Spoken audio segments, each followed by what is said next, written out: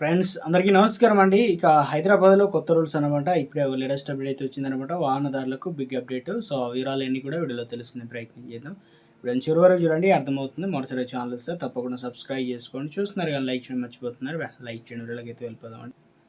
తెలంగాణ రాష్ట్రంలో రాజకీయంగా ఇటు బీఆర్ఎస్, ఇటు కాంగ్రెస్ మధ్య ఇటీవల కాలంలో కరీంనగర్‌లో సభ జరగడం, తర్వాత దేశవ్యాప్తంగా కూడా రిజల్ట్ అనేది పశ్చిమ బెంగాల్‌లో బీజేపీ అనుకూలంగా రావడం, ఇవన్నీ దృష్టిలో ఉంచుకొని తెలంగాణ పైన ఫుల్ ఫోకస్ పెట్టింది. ఈసారి ఎలాగైనా బీజేపీకి సంబంధించి అధికారాన్ని తేవడానికి.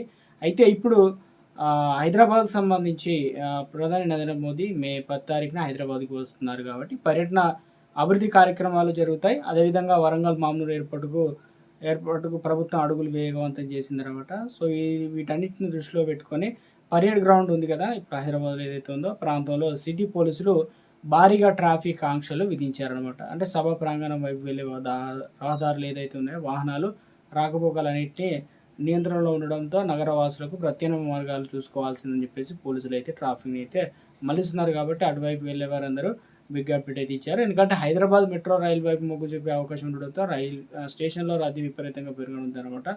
వరంగల్ మామనూరు ఎయిర్‌పోర్ట్ ప్రాజెక్టు మళ్ళీ వార్తల్లోకి వచ్చింది. ఎయిర్‌పోర్ట్ కోసం భూసేకరణ ప్రక్రియ తెలంగాణ వేగవంతం చేసింది. అయితే విమాన సర్వీసులు అందుబాటులోకి వస్తే వరంగల్ చుట్టుపక్కల ప్రాంతాల్లో పారిశ్రామిక అభివృద్ధి పెరగడంతో పాటు వేల సంఖ్యలో కొత్త ఉద్యోగాల అవకాశాలు లభిస్తాయని చెప్పేసి ఈ ప్రాజెక్టు ద్వారా ఉత్తర తెలంగాణలో ఆర్థికంగా బలోపేతం కానున్నట్లు చెప్తున్నారనమాట. ఒక గుడ్ న్యూస్ అయితే చెప్పే ప్రయత్నం చేస్తున్నారు. మొత్తానికైతే ట్రాఫిక్ ఆంక్షలు అయితే ఉన్నట్లు చెప్తున్నారు.